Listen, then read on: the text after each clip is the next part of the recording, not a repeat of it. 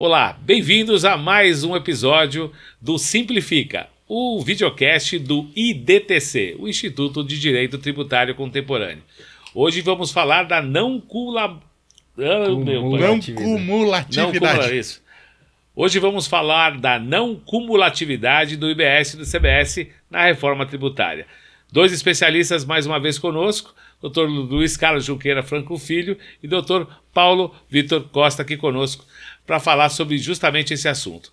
Hoje você tem que prestar bastante atenção porque os conceitos serão complexos, mas simplificados por esses profissionais. Muito bom tê-los aqui conosco, meu caríssimo Luiz Carlos, Dr. Paulo, Vitor, estamos aqui para poder falar sobre isso. Então, eu vou passar a palavra para o Luiz. Luiz, o que é essa não cumulatividade? É um trava-língua para os locutores e apresentadores do CBS e do IBS. Como vai funcionar após reforma, ou seja, com a implantação desses novos impostos, esse sistema? Mais uma vez, bem-vindo. Vamos lá, Sá. Obrigado. Vamos tentar explicar uma coisa complexa de uma forma mais simples. O que acontece? A não cumulatividade, ela é um atributo dos tributos que são plurifásicos. Outro palavrão aqui, plurifásicos. O que é isso? É o seguinte,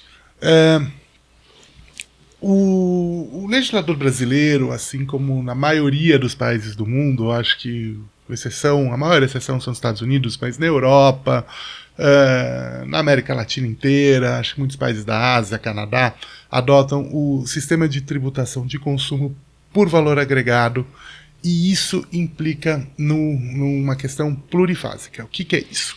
Que é isso, o produto, quando ele até chegar no consumidor, né, qualquer mercadoria, qualquer serviço, ele percorre um caminho, né, e ele tem diversas etapas. O exemplo mais básico é você pegar, por exemplo, um produto que passa pela toda a cadeia agrícola, né, então uma matéria-prima, né, então ela é plantada, colhida, tem insumos, aí o produto agrícola ele vai para uma indústria, é processado, se transforma num produto industrial, aí ele passa por atacado, varejo e chega ao consumidor final. Cadeia de serviços também, né? A empresa ela toma vários serviços, né?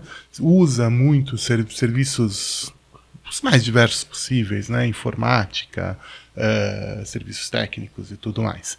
E várias dessas operações, quando principalmente envolve operações com bens e serviços prestados por contribuintes, na maioria das vezes pessoas jurídicas, né? Cada uma dessas operações você tem a tributação do consumo, a tributação do tipo IVA. Então, o que é diferente dos Estados Unidos? Por exemplo, nos Estados Unidos, toda a tributação ela é concentrada no consumo. Praticamente no resto do mundo, toda a tributação ela é diluída em todas as etapas, né? Então ela é plurifásica. Por conta dessa característica plurifásica, o que acontece no frigir dos ovos é que o contribuinte ele paga tributo quando ele compra uma mercadoria ou adquire um serviço e quando ele vende uma mercadoria ou um serviço. Quando ele vende, e a gente está falando dos B2B, né, na relação business to business, né? Então quando ele compra, geralmente isso é bem perceptível, porque ele vai lá, ele apura, ele lança o valor, ele faz uma nota fiscal, ele destaca, ele faz uma declaração, aí depois ele faz uma guia de imposto, assinar o cheque é coisa antiga, né? Mas faz o Pix. Faz o Pix. Exatamente. Então aí está muito claro a obrigação tributária, toda a guia, né? A obrigação tributária principal e acessória. Mas quando ele paga o imposto na entrada, o que acontece? Ele paga o preço do produto dele que tem um imposto embutido, destacado ou não destacado hoje, né? Com a reforma vai ser tudo destacado. Mas ele paga aquele imposto, está no preço dele. Então ele paga tanto na entrada quanto na saída.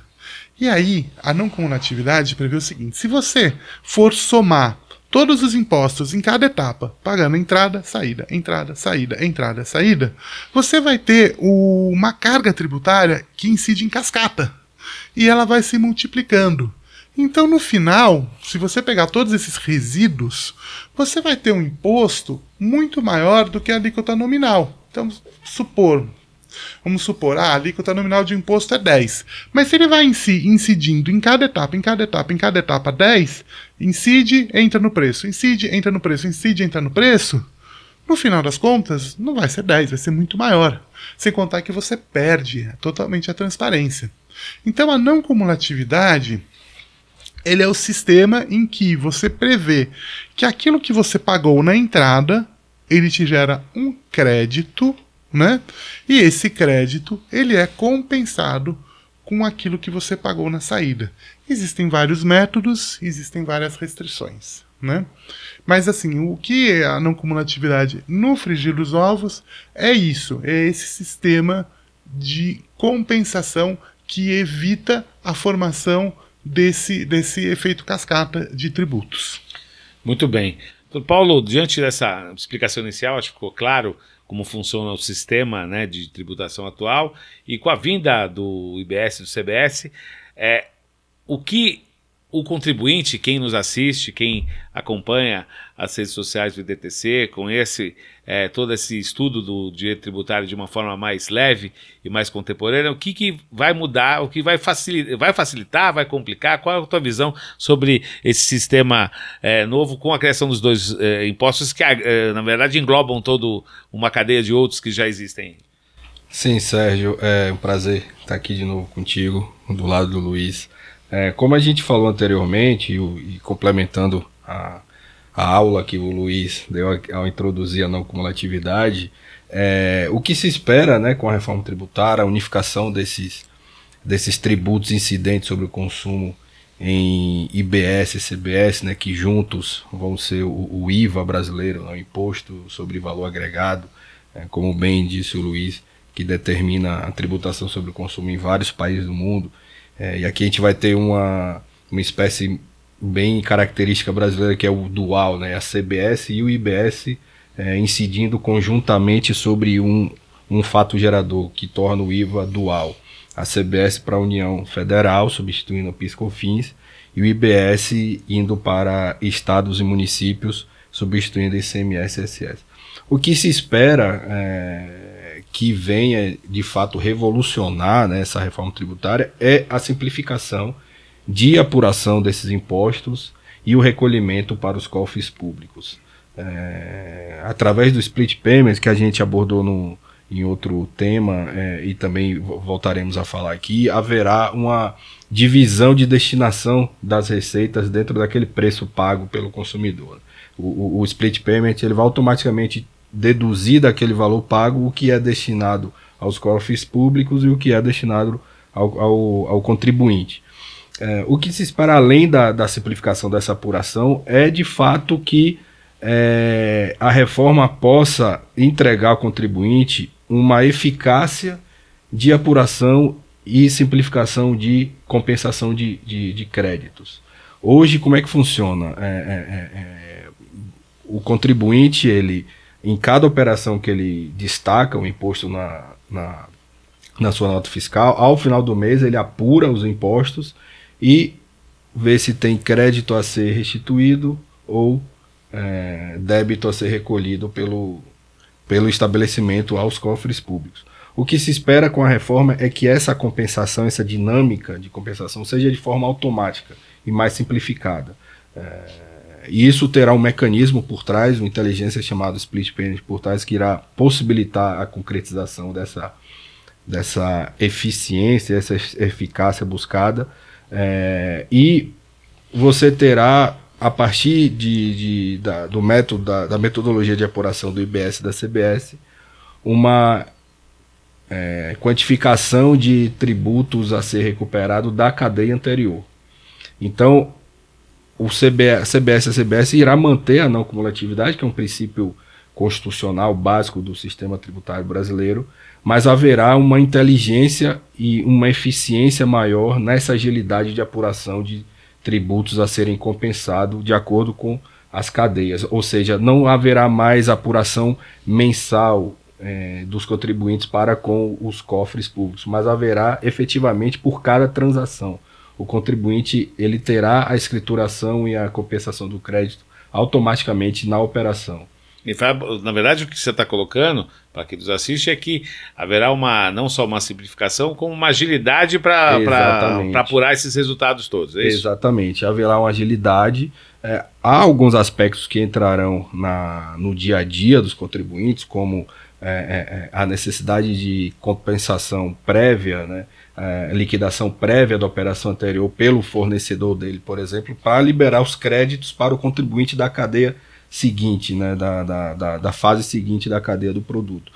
Isso, no dia a dia, a gente espera que poderá haver nos primeiros momentos questionamentos, até alguma certa confusão sistêmica de o contribuinte depender da liquidação do tributo pago anteriormente para poder compensar na sua fase, né, de liquidação dos tributos.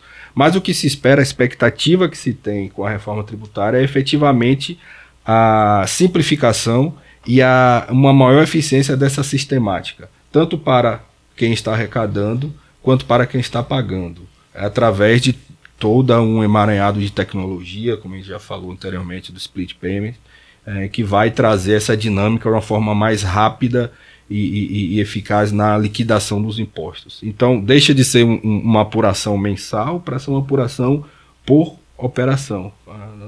A partir do momento que tem a transação comercial, a liquidação, a apuração automática dos impostos. Isso é uma novidade que a reforma tributária está trazendo. Perfeito. Luiz, desafios, o sistema parece que é uma solução, não? Mas quais são os principais desafios, os entraves, como você vê esse panorama dessa nova situação? Tá. Eu queria dar um passo para trás antes. Diga, lógico. Quer dizer, a gente fez eu falei um pouco, né, o conceito da não cumulatividade e tudo mais, e eu queria só... Por que a não cumulatividade é hoje uma dor de cabeça? Acho importante a gente falar um pouco sobre o sistema que a gente tem hoje, e até para identificar o que a gente precisa melhorar e como que isso está encaminhado, né? Perfeito. Então, o que acontece hoje é o seguinte... quer dizer, nessa conceituação que eu dei, parece muito simples, né? Tudo que você paga, você compensa com tudo que você deve. O desenho é bem bonito. O conceito é bem bonito, o desenho acaba saindo feio, né? Porque uma das razões, e aí isso é uma mudança evidente, uma melhoria evidente da reforma tributária, mas uma das razões pelas quais, quando a gente fala crédito de imposto é hoje uma dor de cabeça para o contribuinte, é hoje um foco de contencioso, um foco de insegurança violentíssima, de uma maneira geral. E por que isso? Vamos falar de hoje, tá? Primeiro, nós temos hoje 4 tributos que são não cumulativos. E desses 4 tributos, o único que já é mais ou menos dual, antes desse termo existir, né, ele já era o imposto dual, era o PIS/COFINS, que eles têm basicamente o mesmo sistema de não cumulatividade. Mas fora isso, você tem o IPI, Imposto de Produtos Industrializados, e o ICMS. Cada um tem as suas regras específicas e as suas maneiras específicas de não cumulatividade. Então você tem hoje 4 impostos e, na prática, 3 sistemas completamente diferentes, com regras completamente diferentes. Além disso, o ICMS é um imposto estadual. E existe uma linha mestra para o ICMS na lei complementar, mas os estados eles têm uma margem enorme de regras específicas.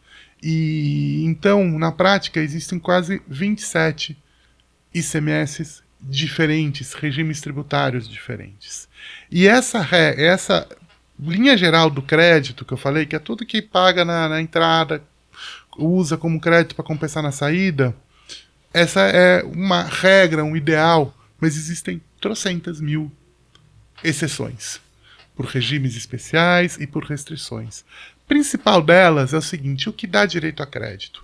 Hoje é um consenso muito no chamado crédito físico, que é o seguinte: dá direito a crédito tudo aquilo que você compra, né, adquire com o imposto embutido, né, que incidiu na operação anterior, e aquilo você vai usar quase que fisicamente, intrinsecamente na tua operação.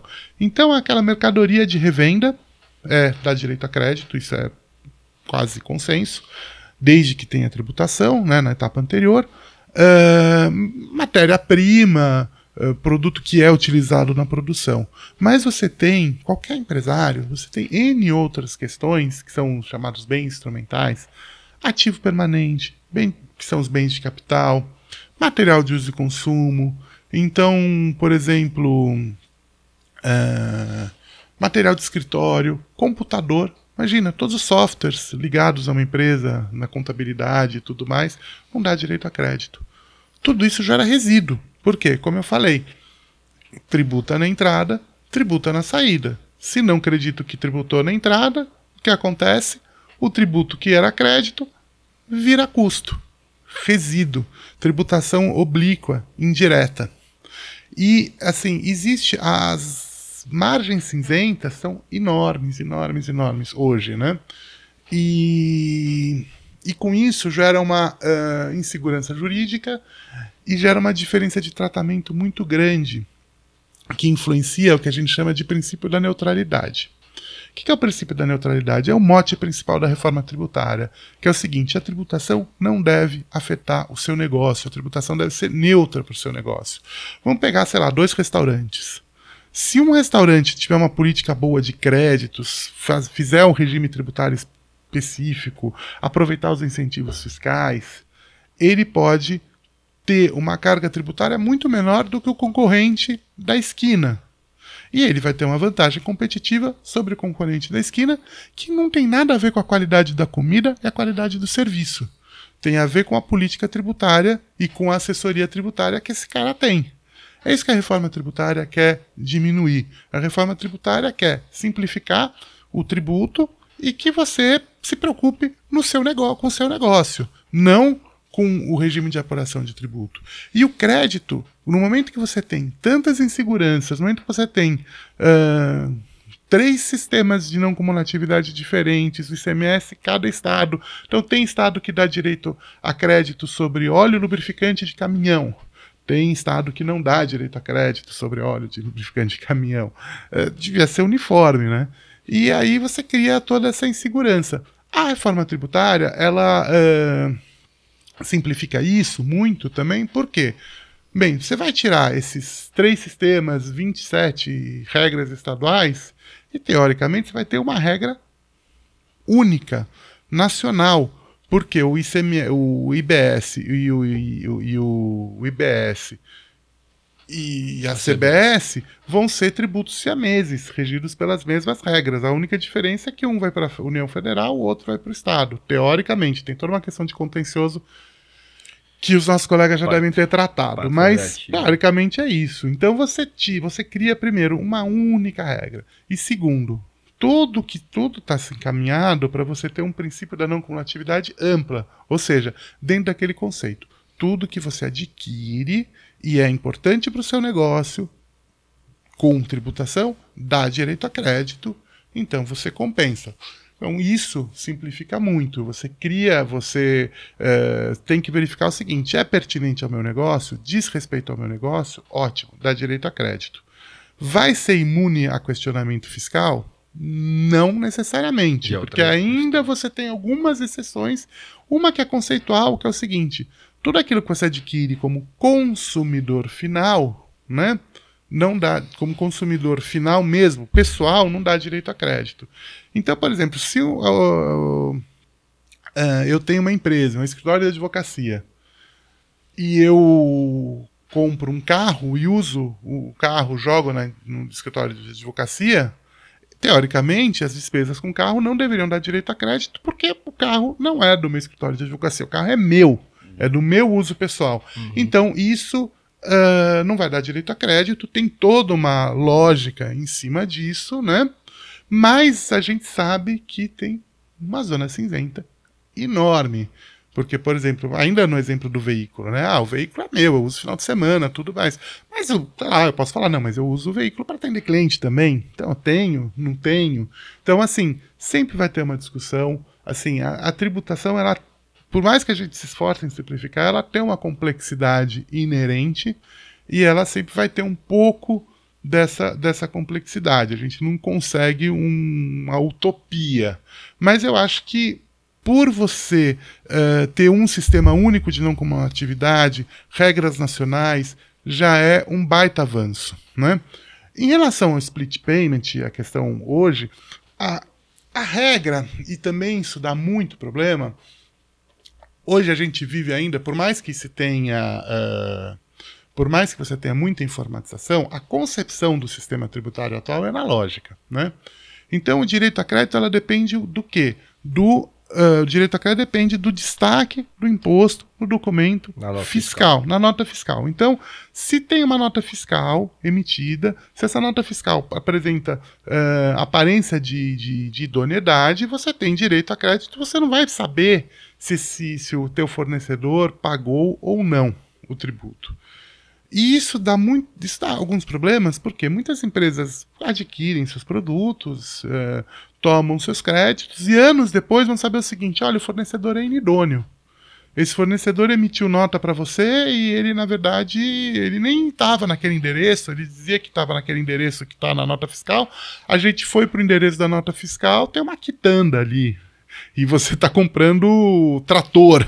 Então isso é falso, essa nota é falsa, isso foi para gerar crédito podre, crédito fictício.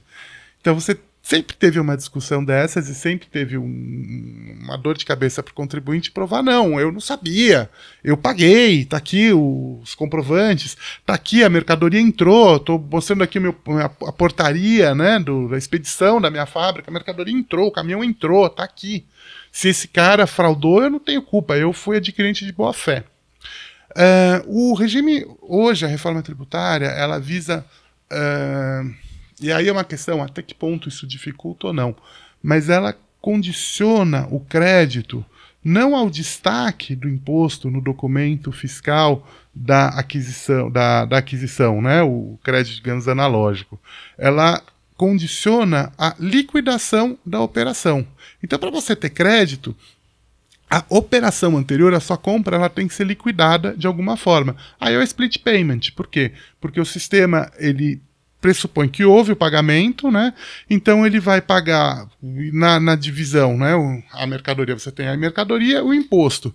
Então a mercadoria, há o pagamento, a parte da mercadoria vai para o teu fornecedor, que você pagou, né? O preço vai para o fornecedor e a parte do imposto vai para o fisco. E aí você tem direito a crédito. O sistema é tecnológico e pressupondo que existe uma baita integração entre o operacional e o financeiro. Precisa ter sistema parrudo para isso. E aí o que se diz que a reforma tributária, nesse sentido, é uma reforma tributária tecnológica. Então, assim, há 15 anos atrás, há 10 anos atrás, ela seria inimaginável. Hoje, a gente está achando que dá, mas a gente não sabe ainda, porque precisa pôr na prática, a gente precisa ver o split payment funcionar. É como um jogo, né?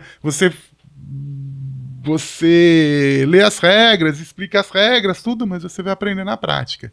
E a gente está ansioso ainda para ver como isso vai ser na prática.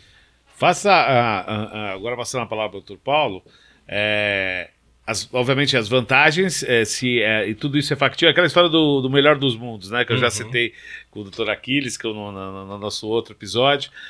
O que a gente consegue ter, a gente tem ferramentas hoje, a gente tem mecanismos, o que depende é essa questão da transição. Qual é a tua visão a respeito dessa nova realidade, Dr. Paulo? Fale um pouquinho para os nossos internautas.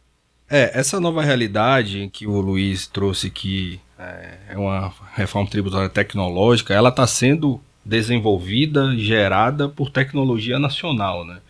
A gente tem aí autarquias federais, o SERPRO, a Receita Federal, enfim, todo um esforço de órgãos públicos para desenvolver uma tecnologia que é nova e que vai ser praticamente 100% brasileira, um produto brasileiro, que vai ser esse grande Big Brother gerenciador, né, de tributos. Quanto pagou, o que vai para quem e quem pagou a quem. Isso tudo vai estar dentro de uma mega tecnologia por trás disso tudo. Então, é uma super novidade. E o Luiz trouxe uma coisa muito importante. A gente vai precisar, os empresários vão precisar, por conta do split payment, desenvolver muita habilidade gerencial entre o financeiro e o fiscal. Até então, com o sistema atual que está começando a ser encerrado, a gente consegue ver ilhas entre o fiscal e o financeiro. Agora, com essa integração, cada vez mais o fiscal e o financeiro precisarão andar de forma muito alinhada. Porque o split payment, uma coisa é o seu tributo ser pago naquele momento da liquidação, sair do seu caixa naquele dia. Outra coisa é eu só pagar o tributo no final do mês. Então eu consigo gerenciar o meu caixa até o final do mês. Agora não vai ter mais isso. Isso é muito importante. O impacto vai ser diário. O impacto no fluxo de caixa vai ser diário. E quem é pequeno, médio empresário, cada vez mais precisará ter muita atenção. O planejamento financeiro precisará levar em conta o fiscal. Até então você conseguia fazer planejamentos financeiros com esse prazo que o sistema tributário dá. Eu só recolho o PIS/COFINS que da mercadoria que eu comprei hoje no mês que vem. Não, agora vai ser na operação. Então o fluxo de caixa ele vai sentir muito. E cada vez mais... Desculpa te interromper. Repita o que é importante, até para um corte, o que é importante. Você, empresário pequeno ou médio, preocupe-se então com o alinhamento? Com o alinhamento entre o fiscal e o financeiro. O seu planejamento financeiro precisará andar de mãos dadas com o seu planejamento fiscal, porque o impacto tributário nas operações com a reforma tributária e essa tecnologia nova do split payment vai ser praticamente diário. Os tributos incidirão diariamente no seu faturamento. Ou seja, o teu gerente financeiro vai ter que falar com o seu contador todo santo dia. Toda semana ele vai ter que fazer um balanço para deixar tudo em ordem. Todo santo dia o gerente financeiro precisará conversar com o gerente fiscal, o CFO, com o diretor de tributação em grandes corporações.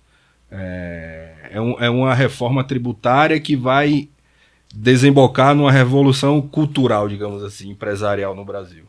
Muito mais do que se imagina. Você que nos assiste, veja que não é simplesmente mudar um sistema ou reduzir o número de impostos, colocar outros 2 impostos. Existe todo um processamento e uma mudança de cultura. Luiz, estamos chegando ao nosso final. Eu queria que você falasse para quem nos assiste nesse momento e que vai nos assistir aos outros episódios, o seu recado, as suas redes sociais e falar a sua mensagem final sobre o nosso tema tão importante hoje. Como eu disse, a gente vai ter que acompanhar bastante a regulamentação e principalmente, quer dizer, a partir de 2026, o que se noticia, a gente já vai ter um modelo, né, uma alíquota pequena da CBS. Então é muito importante a gente utilizar esse modelo, fazer esse primeiro esse ano, já tentar entender, fazer simulações. Eu acho importante, por exemplo, para o empresário já pensar como vai ser a CBS e o IBS. Então ele tem uma operação hoje que ele tem uma dúvida em relação ao PIS, COFINS, ICMS, mas já pensa para frente, já fala, não, eu quero, além do PIS, COFINS, ICMS, se a reforma tributária estivesse em vigor hoje, como que faria? Como que seria?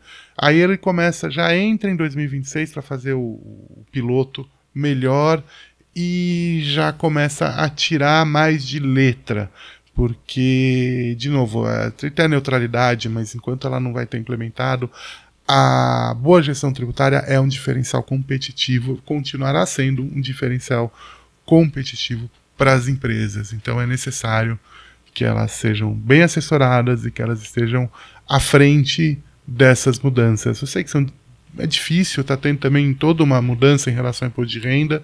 Acho que nunca a tributação, que sempre foi dinâmica, mas ela está mais dinâmica ainda, ela está mais acelerada ainda, mas esse investimento é muito importante num cenário pós-2033 com a implementação. A gente espera ter muito trabalho agora, então é importante a gente ter esse investimento agora, essa simulação, fazer simulações, fazer trabalhos duplicados, pensar hoje como vai ser o IBS e o CBS, porque até 2033 a gente vai ter um acúmulo de trabalho, vai ter uma dinâmica muito forte, E a gente espera que com isso, a partir de 2033, a gente consiga navegar em mares mais calmos e que essa reforma tributária traga ganhos para o seu negócio e para o PIB do país, porque a gente tem um custo tributário muito grande e a gente sabe que isso atravanca a economia. A gente espera que isso destrave muitos setores e que os contribuintes possam prosperar nesse novo sistema. Suas redes sociais. Então, eu estou em todas as redes sociais do IDTC, então quem entrar no Instituto vai me ver lá. E o que eu digo mais hoje é o LinkedIn. Põe meu nome lá, Luiz Carlos Junqueira Franco Filho no LinkedIn, vai achar meus contatos e vai achar algum material que eu ando postando, vira e mexe eu coloco, ou pessoal meu, ou do Instituto, ou outras publicações que eu faço.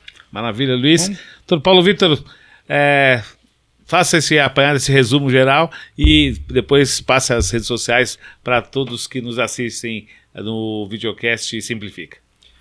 Como o Luiz falou, a reforma tributária ela vem realmente para dar uma chacoalhada, né, nos contribuintes.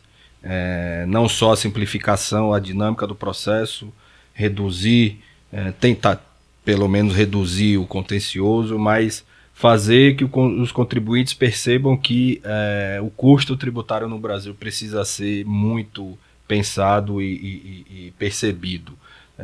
A gestão tributária precisa ser cada vez mais profissionalizada e ser acompanhada de perto. Então, o profissional de direito tributário, seja um advogado, seja um consultor, um contador, ele vai ter cada vez mais uma relevância maior na gestão das empresas. E o IDTC está aí para divulgar os debates, as ideias, esclarecer dúvidas.